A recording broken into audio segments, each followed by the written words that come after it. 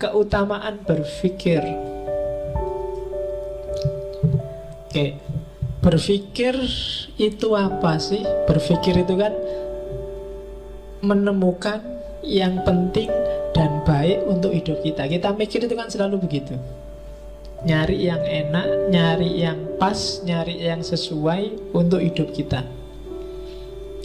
Biar mendukung kebahagiaan, usahakan, katanya Farabi, berpikirlah hanya tentang yang baik-baik dan utama-utama. Dan pertahankan ini untuk jangka waktu yang lama. Jangan mikir yang remeh-remeh, yang tidak ada gunanya, yang tidak penting, tidak penting. Biasanya itu sumber kamu tidak bahagia. Tiba-tiba kamu galau. Kenapa kok kamu galau? Kasihan Saipul Jamil, wah, di penjara. Ngapain kamu ikut mikir? Penting ndak Saiful Jamil bagimu? Tiba-tiba kamu kok ikut galau. Ngapain kamu kok kelihatan marah gitu? Itu loh Pak, lihat TV, ILC, gegeran. Masa nggak sadar? Loh, kamu galau untuk hal yang apa? Ya itu penting buatmu, utama buatmu. Apa ndak ada yang lebih utama, yang lebih baik? Nah, jadi masukkanlah di kepalamu, berpikirlah untuk hal-hal yang utama dan baik saja untuk dirimu. Ketika kamu keluar jalur, yo di situ nanti akan lahir kegalauan-kegalauan karena barang tidak penting kamu posisikan jadi penting. Barang tidak urgent kamu jadikan urgent. Bahkan nanti katanya Al-Farabi, kalau kebaikan dan keutamaan ini bisa tahan lama, sampai lama kesimpulanmu, yo ini tetap baik, ini tetap utama. Hal yang kamu sebut tetap baik dan utama itu kalau bisa jadikan undang-undang. Iya, kayak misalnya jujur. Jujur itu enak Pak. Semakin saya jujur semakin nyaman. Sampai bertahun-tahun jujur, nyaman dan enak. Jadikan aja jujur sebagai undang-undang. Karena itu pasti benar, pasti bagus. Anti korupsi itu ternyata lebih enak. Anti korupsi dirasakan lama, hidup lebih nyaman, nggak kesusu-susu, nggak merasa dikejar dosa. Jadikan itu undang-undang, katanya Farabi. Berarti itu bagus. Jadi berpikirlah tentang yang utama-utama, sisihkan yang tidak penting. Karena ada hadisnya itu kan, min khairi husnil mar'i tarkuhu malayakni. Jadi di antara ciri orang baik itu meninggalkan apa yang bukan urusannya. Kalau nggak ada urusan, nggak usah capek-capek ikut mikir, ikut cawe-cawe, ikut debat.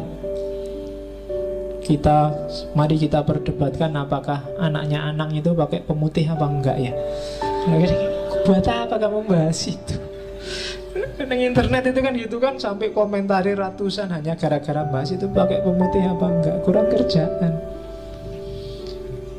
Jadi ya kita berpikir yang utama-utama lah, bukan hal-hal yang iseng. Ya kan LGBT, kamu kan terus mati-matian bahas LGBT. Signifikasinya coba dicek. Kalau signifikan untuk hidupmu tidak apa-apa. Kalau nggak signifikan, kamu kehabisan daya, kehabisan energi, kehabisan tenaga untuk hal yang tidak penting. Padahal mungkin bisa kamu pakai untuk hal yang lebih penting. Daripada kamu debat tentang infotainment, sudah kamu duduk depan komputer, tesisnya digarap, skripsinya diselesaikan, kan lebih enak. Oke, jadi berpikirlah tentang yang utama-utama. Oke, terus ya, dan katanya Farabi memang berpikir lewat jalur rasional itu salah satu solusi hidup. Kuncinya di situ.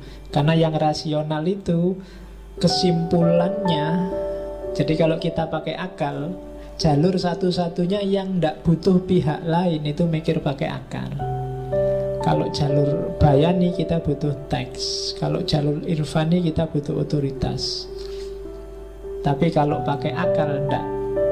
Maka katanya Farabi, jalur burhan itu lebih bisa dipertanggungjawabkan dalam berpikir. Oke, aliran sesat itu biasanya sumbernya dua, urusan tafsir teks yang biasanya ada dalam cara berpikir bayani, atau urusan beda panutan yang biasanya ada dalam cara berpikir irfani. Tapi aliran burhan itu jarang gegeran, aliran-aliran rasional. Karena katanya Farabi, memang akal lah yang punya sumber berpikir a priori yang tidak butuh pihak lain. Akal yang benar menurutku kemungkinan besar juga benar menurut kamu. Itu burhan biasanya. Tapi kalau tafsir, bayan, itu kadang-kadang benar tafsirku bisa beda sama tafsirmu. Logika itu sifatnya arbitrer, pasti. 1 tambah 1 2 itu kan logika. Setengah lebih kecil dari 1 juga logika. Itu sifatnya lebih universal. Maka keutamaan berpikir jadi salah satu sumber kebahagiaan. Cuma keutamaan berpikir harus diimbangi dengan keutamaan moral. Kalau berhenti di keutamaan berpikir, ya kamu hidupnya di dunia ide, dunia ideal. Maka dia harus diimbangi oleh keutamaan moral. Jiwamu harus seimbang. Ya kalau ilmu akhlak itu kan, kalau Farabi mendefinisikan science that studies the state of human soul. Jadi tentang jiwa. Moral itu berarti urusan tentang jiwa. Ya ada 2 jenis, ada akhlak teoritis dan akhlak praktis. Akhlak teoritis itu yang ideal, keutamaan berpikir, dan akhlak praktis. Akhlak praktis itu ya prakteknya. Jadi mikir itu juga harus ada dimensi prakteknya. Nah itu keutamaan moral yang ketiga. Moral saja tanpa mikir orang bisa salah arah. Mikir tanpa moral jadinya hantu, ideal gak ada wujudnya.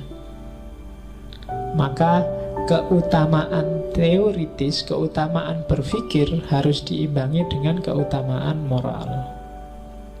Kamu punya teori-teori banyak, cara berpikir yang bagus, tapi nggak punya implikasi praktis, ya pikiranmu paling banter jadi buku dan jadi koleksinya perpustakaan.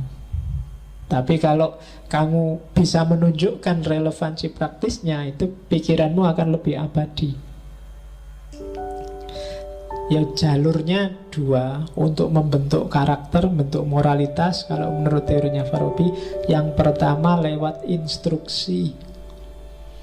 Instruksi itu ya nasihat, perintah, himbauan, anjuran. Itu biasanya dari yang punya otoritas, kiai, ulama, dan lain sebagainya.